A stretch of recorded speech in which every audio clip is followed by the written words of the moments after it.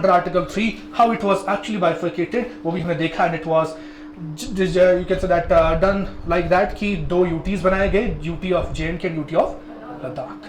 So now what actually we are to study about, that is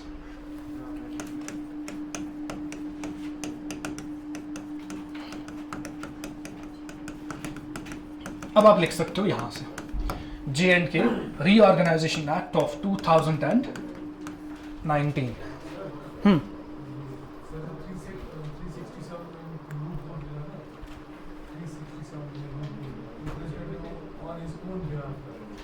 On the advice of Council of Ministers. हाँ.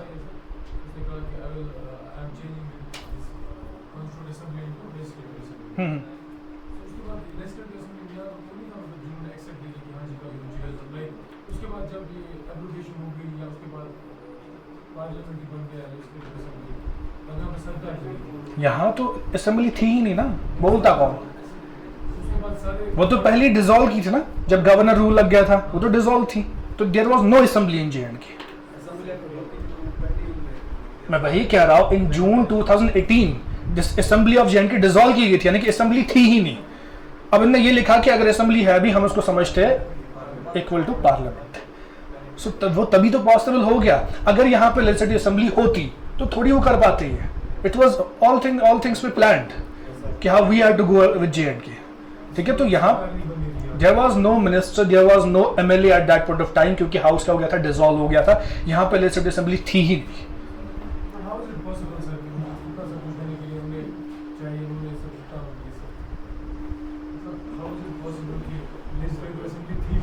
इतना सब कुछ होने की, स्पेशल स्टेट्स होने के लिए, वो होने के बावजूद भी लेजिस्लेटिव असेंबली जरूरत ही नहीं पड़ी पार्लियामेंट. तो वही तो कह रहा हूँ, आर्टिकल 367 ने पॉसिबल किया.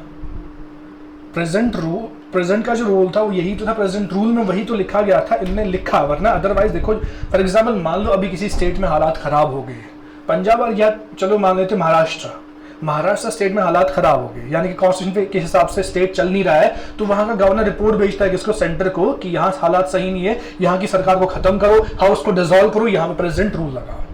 ठीक है, वो नॉर्मली आता है. लेकिन इस बार प्रेसिडेंट रूल में जो मैंने कहा आपसे, जो लिखा था क्लॉज 3 कि we consider legislative assembly of J&K is equal to parliament of India, उसी का तो यूज किया. अगर यहाँ के लीडर्स उतने तेज होते, अगर उनको उस पर नजर पड़ती है, तो नॉर्मली लिखा ही नहीं होता. इस बार क्या लिखा है, 2018 दिसंबर में नहीं थी ना, कहाँ थी वो, तो जून में ही खत्म हो गया था ना सब. जून 2018 में हाउस डिसॉल्व हो गया था, यहाँ कोई सरकार नहीं थी, यहाँ तो हाउस में MLA भी नहीं था, कोई था.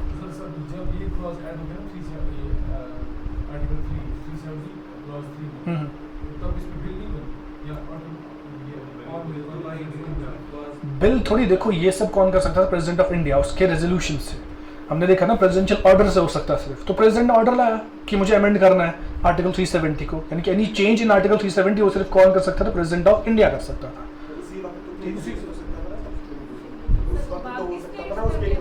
किसके खिलाफ?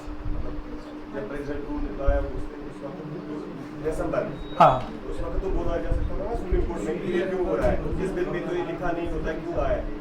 हाँ वो बोल सकते थे, लेकिन नहीं बोला ना. तो वही तो बात है कि मैं इसीलिए कह रहा हूँ, यहाँ के लीडर्स को भी समझ नहीं आया चल क्या रहा है.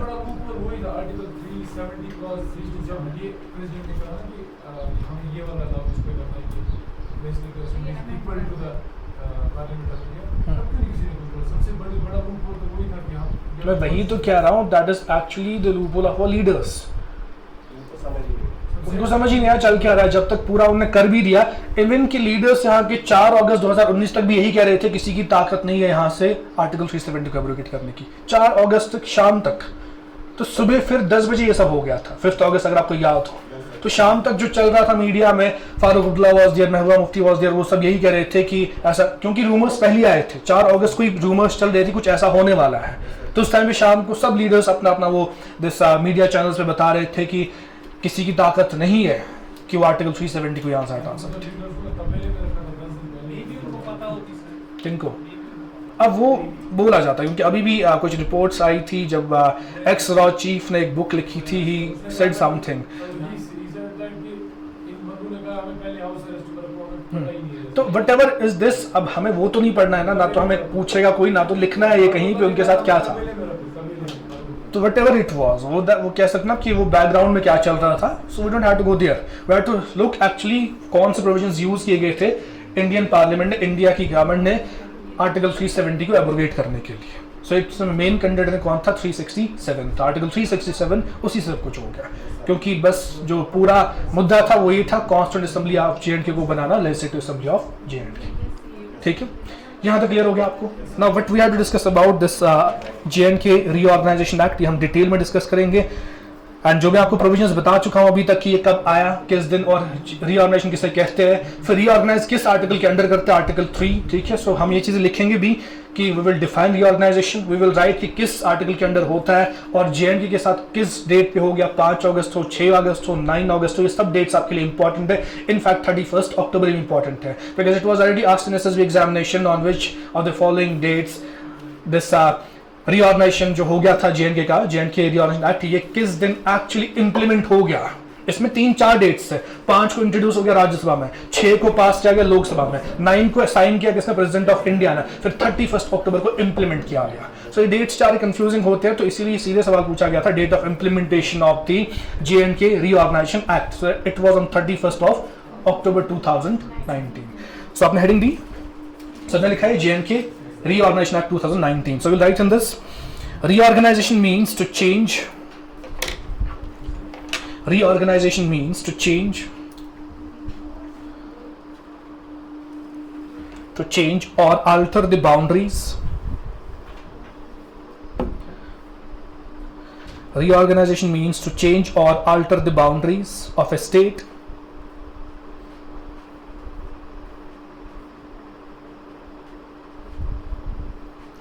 means to change or alter the boundaries of a state, or we can say creation of new states or UTs, or we can say creation of new states or UTs, creation of new states or UTs out of the existing states, out of the existing states.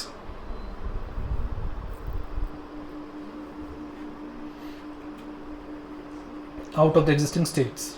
Next point you will write, सब point format में लिखेंगे, पुराने बच्चों को तो पता ही है कि लिखते कैसे हम, तो new students here you will write in points. Whenever I'm saying that change the point, so you have to write the other point. So next you will write, in India this power of reorganizing states. In India this power of reorganizing states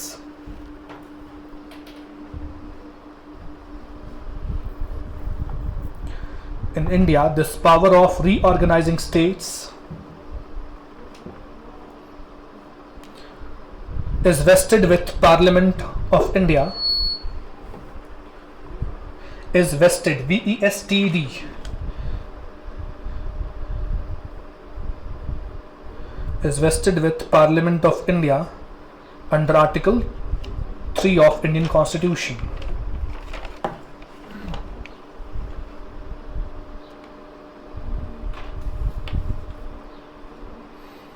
Under Article 3 of Indian Constitution. Next point you will write, any such bill under Article 3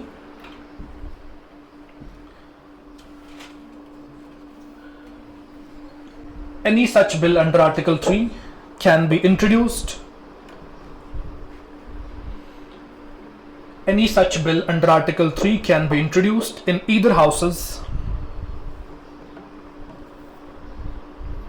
Can be introduced in either houses of the Parliament. In either houses of the Parliament, but only on the recommendation of President of India.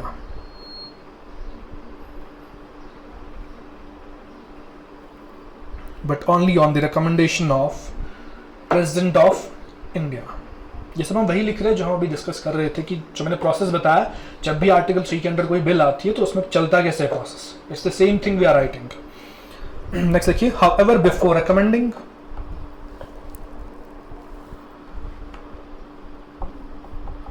however before recommending introduction of bill. However, before recommending introduction of bill, President shall refer the bill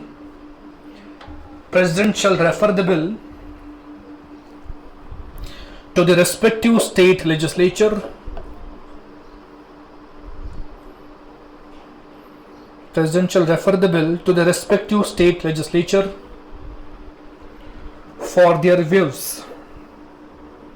President shall refer the bill to the respective state legislature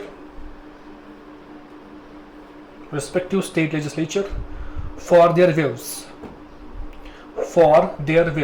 comma, but these views, comma करके लिखेंगे, but these views are not binding upon President. But these views are not binding upon President.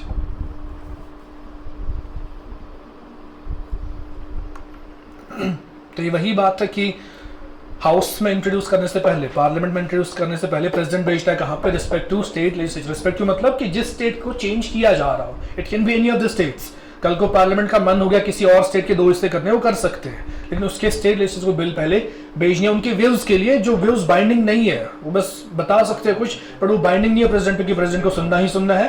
It depends upon the president and the union government. ठीक है, तो next you right, when this bill is introduced, when this bill is introduced, it should be passed by simple majority. It should be passed by simple majority by both the houses.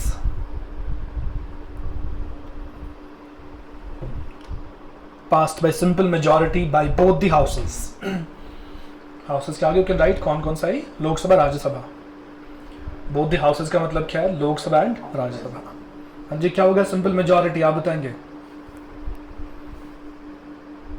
क्या मतलब है simple majority का?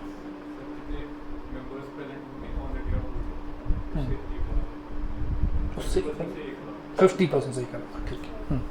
तो next you right this act bifurcated, next one you right this act bifurcated J&K state.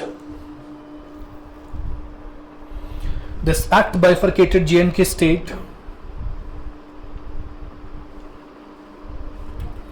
into 2 union territories.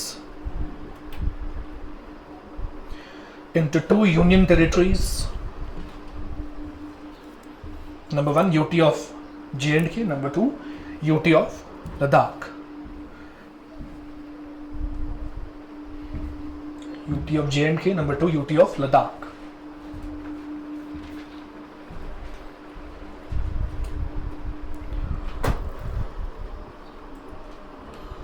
और जब इनसे पूछा गया था हाउस में कि चलो ठीक है आपने आर्टिकल 370 हटाया, क्या जरूरत पड़ रही है आपको 2 हिस्से करने की, और क्या जरूरत आपको पड़ रही है यूटी बनाने की, ठीक है, तो दे गिव द बहाना ऑफ दिस डेवलपमेंट कि लद्दाख उतना डेवलप नहीं हो पा रहा है और J&K भी डेवलप नहीं हो पा रहा है, because state governments are not actually functioning good in the state of J&K.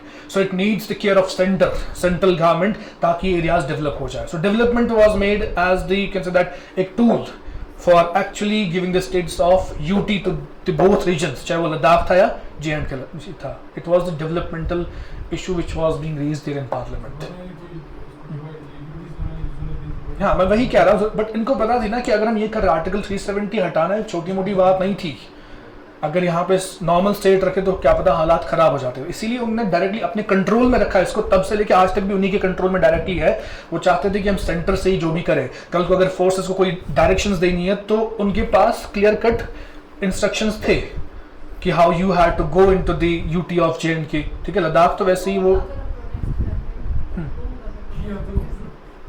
कहाँ की है,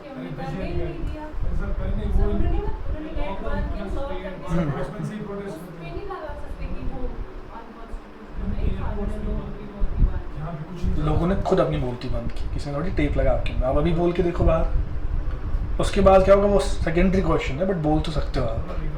ठीक है, सो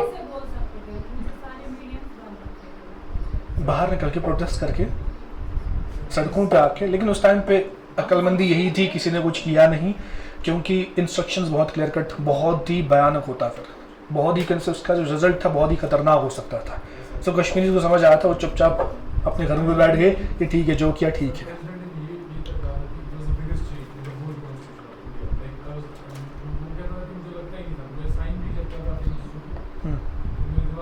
इट वॉज, देखो जो पिछले 70 या 72 ईयर्स में नहीं कर पाए थे लोग, तो वो अभी हो गया। It was the biggest change, क्योंकि कोई आर्टिकल 370 के साथ छेड़ ही नहीं पा रहा था। तो इट वॉज एक्चुअली, अब देखो ये एक्चुअली करते कौन है, ये इट्स नॉट, ये पॉलिटिशियंस की बस की नहीं है। देखिए ये सब कौन होते हैं, ये IAS ऑफिसर्स जिनका दिमाग बहुत तेज चलता रहता है, तो वो एक्चुअली में ये सब करते हैं। ठीक है, तो कहाँ अमित शाह का आर्टिकल ये सब याद है, तो कौन सा क्वेश्चन पढ़ना आएगा उसको। तो इट्स एक्चुअली ब्रेनस्टॉर्मिंग जो पूरी होती है ना, इट्स बाय दी जो ये एडमिनिस्ट्रेटिव ऑफिसर्स होते हैं एक्चुअली, वो सब करते हैं। जैसे एडवाइजर्स होते हैं गवर्नमेंट के, सेक्रेटरीज होते, कैबिनेट सेक्रेटरी होते हैं, ये सभी चीजें बना के देते हैं, जो भी फ्रेम करते हैं ये करते हैं, ब्रेनस्टॉर्मिंग इनकी होती है पीछे से। ठीक है, तो पॉलिटिशियंस बस क्या होता है, उनकी सिग्नेचर्स एंड ऑर्डर्स फिर होते हैं, हाँ जी कर लो। ठीक है, तो थिंक टैंक्स, जैसे इन्होंने कहा कि थिंक टैंक्स है इंडिया में जो ये सब चीजें सोचते हैं, वो यूज दीज प्रोविजंस। ठीक है, अब ये है कि सामने हिम्मत वाली सरकार चाहिए। फिर ये पहले भी हो सकता था, बट सामने अब इश्यूज थे कि वोट बैंक भी होता है पॉलिटिशियंस का। ठीक है, तो वो डरते भी है कुछ करने से, बट हाँ इतना है कि what ever the government has done, उसने स्ट्रेट अवे फॉरवर्ड जो किया सीधे मुंह पे कर दिया था, डरे नहीं किसी से। ठीक है, उसने कहा कि देखा जाएगा फिर क्या होगा इसके आगे, बट उनने जो उनका मैनिफेस्टो भी यही था, एज आई मेंशन 2014 से ये सब चल रहा था। They want to actually snatch this special जो स्टेटस मिल रहा था JNK को, इसको खत्म करना चाहते थे, तो उन्होंने सीधे कर लिया स्ट्रेट अवे। ठीक है, so that was there actually the think tanks जो थे, उन्होंने इन प्रोविजंस को निकाल के लाया, how we can do this, and it was used by the politicians only. ठीक है, तो आप क्या लिखा हमने last, So I was saying कि डेवलपमेंट को बहाना बनाया गया था for the sake of this creation of UTs. So next we will write on 5th of August 2019. On 5th of August 2019, it was introduced.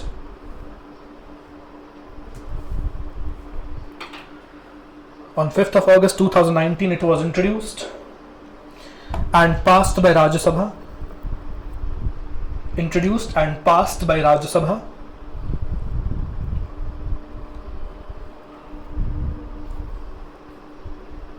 Next, okay, on 6th of August 2019, on 6th of August 2019,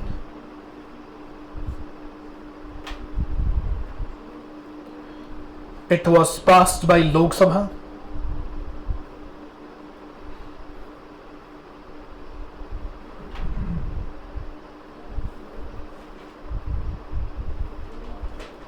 Next, okay, on 9th August 2019,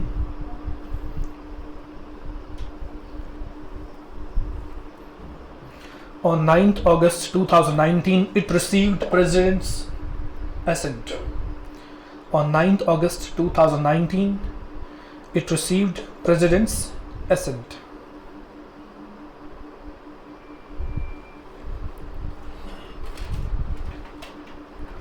Next, like it was executed. Next point you will write, it was executed or implemented. It was executed or implemented on 31st of October 2019. It was executed or implemented.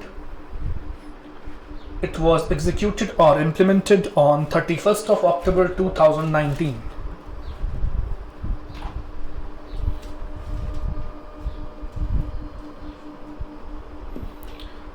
October 2019. अब जो पूरा act था इसमें क्या क्या था, ठीक है, जो इसमें जैसे हमारा इंडियन कॉन्स्टिट्यूशन उसमें आर्टिकल्स होता है, आर्टिकल 1, 2, 3, 4, इसमें सेक्शंस रखे गए हैं, जो पूरा एक्ट बनाया जिसमें पूरा प्लान लिखा गया कि क्या होगा, JNK के 2 हिस्से होंगे, फिर यहाँ का लेजिस्लेचर कैसा होगा, इनका क्या रिलेशन रहेगा सेंटर के साथ, everything is defined into this act.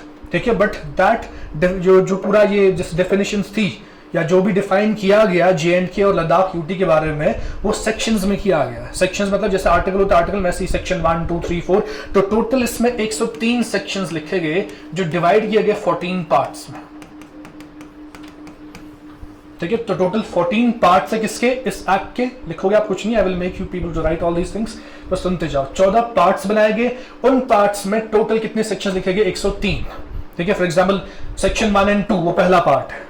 ठीक है, फिर 3, 4, 5, 6, 7 सेक्शन 3, 4, 5, 6 वो दूसरा पार्ट है। तो हम हर एक पार्ट डिस्कस करेंगे, but we will not discuss 103 sections, क्योंकि ये इजी नहीं है 103 सेक्शंस याद रखना। सो हम बस वो सेक्शंस डिस्कस करेंगे जो आपके लिए इंपॉर्टेंट है for the sake of examination. ठीक है, तो जितने भी अभी पिछले एग्जाम्स हो गए, जेकेएसएसबी है, जो भी हमने लास्ट के बैच में पढ़ा यहाँ पे in this act, so every question was from दो सेक्शंस ओनली, उससे बाहर नहीं होता है। So whatever important sections are there in this act, all those sections will be discussed in detail कि section में लिखा क्या और उसका मतलब क्या बनता है। ठीक है, so we'll discuss कि 103 sections इसमें है which are divided into 14 parts, और अलग से जो इसमें लिखे गए हैं वो क्या है, there are 5 schedule, जैसे इंडियन कॉन्स्टिट्यूशन में है। ठीक है, इंडियन कॉन्स्टिट्यूशन भी पार्ट्स में डिवाइडेड है, उसमें भी पार्ट्स है और आर्टिकल्स है। ठीक है, जैसे यहाँ सेक्शंस उसमें क्या है, आर्टिकल्स, और इंडियन कॉन्स्टिट्यूशन में क्या है, स्केड्यूल्स। कितने हैं, 12 है अभी। ऐसी सेम ये है, इसमें 103 सेक्शंस है जो डिवाइडेड है 14 पार्ट्स में, और अलग से 5 स्केड्यूल्स रखे हैं। तो ये भी हम डिस्कस करेंगे, जो भी 5 स्केड्यूल्स है तो हम डिटेल में डिस्कस करेंगे इन 5 स्केड्यूल्स में क्या लिखा है। तो questions are inspired from the schedules also, so यहां से जो भी इंपॉर्टेंट सेक्शंस है वो भी हम डिस्कस करेंगे। So right the next point, it contains 103 sections. इस पे भी क्वेश्चन आया था, जो स्टेटमेंट आप लिख रहे हो ना, स्ट्रेट अवे क्वेश्चन आया था कि कितने सेक्शंस है इसमें और कितने पार्ट्स हैं। ठीक है, तो it contains 103 sections divided into 14 parts, divided into 14 parts, as well as it also contains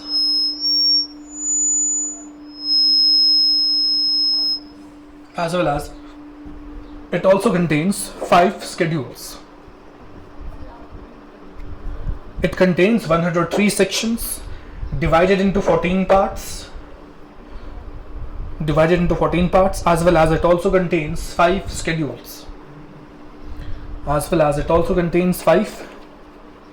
schedules,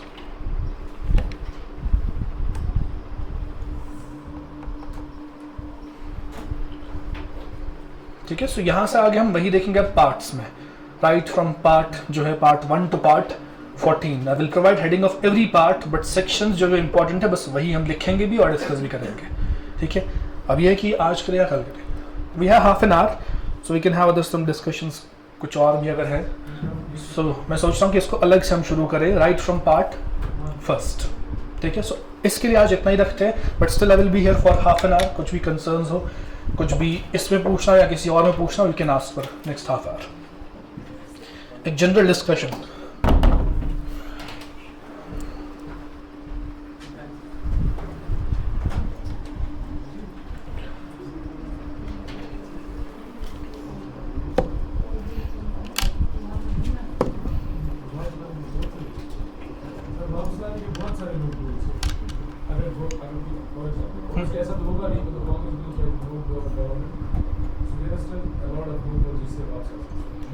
नहीं आ सकता है, बिकॉज देखो अमेंड किया गया आर्टिकल 370। इनफैक्ट सुप्रीम कोर्ट ने खुद 2023 में बोला कि उनने सपोर्ट किया इस चीज को, जो अमेंडमेंट टू द आर्टिकल 370 है, दिस सपोर्टेड दिस थिंग।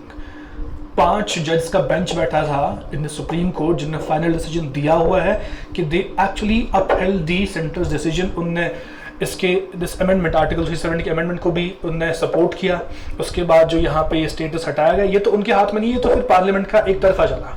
तो सुप्रीम कोर्ट इसमें कुछ नहीं, सुप्रीम कोर्ट में जो केस चल रहा था वो ये चल रहा था कि जो आर्टिकल 370 में अमेंडमेंट की गई, क्या ये कर सकते थे या नहीं। ठीक है, सुप्रीम कोर्ट में इस पे केस चल रहा था। सुप्रीम कोर्ट में ये केस नहीं चल रहा था इनमें 2 हिस्से के J&K के, क्योंकि वो सारा कौन पार्लियामेंट के पास पावर है according to article 3। Supreme Court can't do anything in that matter. ठीक है, तो सुप्रीम कोर्ट में the case which was going on, that was only on the basis of क्या इन्होंने जो ये अमेंडमेंट आर्टिकल 370 क्लॉज 3 में किया, क्या ये सही था या नहीं। और उन्होंने उसको सपोर्ट किया कि जो भी किया पार्लियामेंट ऑफ इंडिया ने, that was actually correct for the integrity of India, for the sovereignty and security of India. तो they supported this thing. So nothing is left now for article 370। तो मैं कल भी कह चुका हूं कि कोई उम्मीद नहीं रखेंगे आप आर्टिकल 370 के बारे में या कोई भी स्पेशल स्टेटस के बारे में। Kashmir will not be provided special. आगे चल के अगर कुछ हो सकता है, अगर मान लो कल को कांग्रेस गवर्नमेंट आती है या बीजेपी गवर्नमेंट भी, ज्यादा से ज्यादा ये कर सकते हैं यहाँ पे कि यहाँ के जॉब्स यहाँ के लिए रखेंगे, ठीक है, या यहाँ की जमीन यहाँ के लोगों के लिए रख सकते हैं। बस इस हद तक कोई भी सरकार अगर अब आएगी वो ये चीजें कर सकते हैं, but they will never ever provide explicitly special status to J, क्योंकि उनके हिसाब से इस स्पेशल स्टेट से ही सब खराबी शुरू हो जाती है। वो तो मैंने कहा ना कि they want to erase this thing, they want to erase this concept among the minds of the Kashmiris कि कोई स्पेशलिटी कश्मीर में है। They want to make it a common this place in India, जैसे बाकी जगह है वैसे जे भी है। तो अगर उनने फिर से ये कॉन्सेप्ट दिमाग में डाला, मान लो कल को कोई और सरकार आती है, तो पहले लोग ही रिवोल्ट करेंगे, जो इंडियन पॉपुलेशन है वो सरकार के खिलाफ हो जाएंगे कि जो चीजें पिछली गवर्नमेंट ने किया आपने फिर से वापस वहीं पे खड़ा कर लिया, तो हालात अब फिर से खराब होंगे। तो कोई हिम्मत भी नहीं करेगा इस स्टेटस को वापस लाने की। मैंने कहा ना कि if something will be provided, वो ऐसे ही होगा कि कुछ प्रोविजंस आपको दिए जाएंगे यहाँ पे हमारे यूटी जे यूटी को, वो यही होगा जॉब्स के बारे में सिक्योरिटी एंड लैंड के बारे में सिक्योरिटी, ठीक है। तो लैंड पे भी खतरा ही है, क्योंकि दे एक्चुअली वांट कि बाहर से इन्वेस्टमेंट्स हो and they want to change the demographic that setup of J. अगर कल को मान लो कि कुछ टाइम के बाद हालात इतने खराब हो गए, मान लो पाकिस्तान और इंडिया में एस्केलेशन हो गई, तो ये बातचीत करने लग गए। हमें ये भी याद है कि लास्ट पे जो एग्रीमेंट हुआ था वो क्या हुआ था, पहले पाकिस्तान अपनी फोर्सेस हटाएगा, फिर इंडिया, फिर क्या होगा प्लेबिसाइड। तो तब तक they want to change the demography of J. Demography change करने का मतलब क्या है, कल को अगर ऐसे हालात पैदा हो गए आफ्टर 10 years 20 years 40 या 50 years, अगर ऐसे हालात पैदा हुए भी कि कश्मीर में जे में प्लेबिसाइड करना पड़ा, तब तक यहाँ पॉपुलेशन इतनी चेंज हो गई होगी कि बाहर से भी लोग आए होंगे कि वोटिंग से भी कोई फर्क नहीं पड़ेगा, मैक्सिमम वोट्स होंगे नहीं in the favour of Pakistan या in the favour of independence. They want outside people to be settled in, to be domiciled in J&K। वो चाहते हैं यहाँ हो, ताकि कल को अगर ये प्लेबिसाइड की नौबत आ गई तो वोट किसके फेवर में जाने चाहिए, इंडिया के फेवर में जाने चाहिए। तो ये सब सारा जो है ना, ये एक्चुअली बहुत सोच समझ की चीजें होती है। जो हमने देखा कि इसी बीच में जब स्पेशल स्टेटस जे का हटाया गया, तो ये भी बोला गया कि बाहर के जो यहाँ पे कुछ सालों से रह रहे 7 या 10 साल रखे थे प्रोविजन, वो यहाँ का डोमिसाइल सर्टिफिकेट ले सकते हैं। तो काफी सारे बाहर वाले लोगों के पास, चाहे वो किसी भी मजहब से हो, it was not on the base of religion, जो यहाँ पे पिछले 10 साल से रह रहे हैं, तो उनने यहाँ पे डोमिसाइल सर्टिफिकेट्स बनाई। दैट मींस वो क्या बन गए, रेजिडेंट्स ऑफ जे। अब जब कल को प्लेबिसाइड होगा तो उनका भी उतना ही बराबर हक होगा वोट करने का जितना हम ओरिजिनल कश्मीरीज का है। तो खुद सोचो, मान लो इस टाइम पे यहाँ पे 80% ऑफ कश्मीरीज है, 20% बाहर से है, लेकिन धीरे धीरे वक्त के साथ जब इस प्रोविजन को छोड़ा गया, it was open for the people that कि बाहर से भी अब यहाँ पे लोग आके जमीन खरीद सकते हैं। फिर मान लो 10 साल के बाद, मान लो अभी 20% लोग बाहर से यहाँ आ गए, 10 साल के बाद वो यहाँ पे रेजिडेंट्स बनेंगे, तो दैट मींस डेमोग्राफिक ट्रांजिशन हो रहा है, डेमोग्राफी चेंज हो रही है जे की। तो यहाँ पे फिर वो लोग ज्यादा होंगे जो हु विल एक्चुअली प्लेबिसाइड के टाइम पे they will vote in favour of India only, ठीक है। तो ये सब इसीलिए किया गया है कि जो ये लैंड का प्रोविजन था कि बाहर वाले भी खरीद सकते हैं, just to change the demography, ठीक है। और कुछ टैक्स नहीं, अगर कोई बचा सकता है कश्मीर को, वर्ल्ड वार नहीं बचेगा, कश्मीर क्या बचेगा, मतलब बचा इन द सेंस अपने फ्यूचर जनरेशन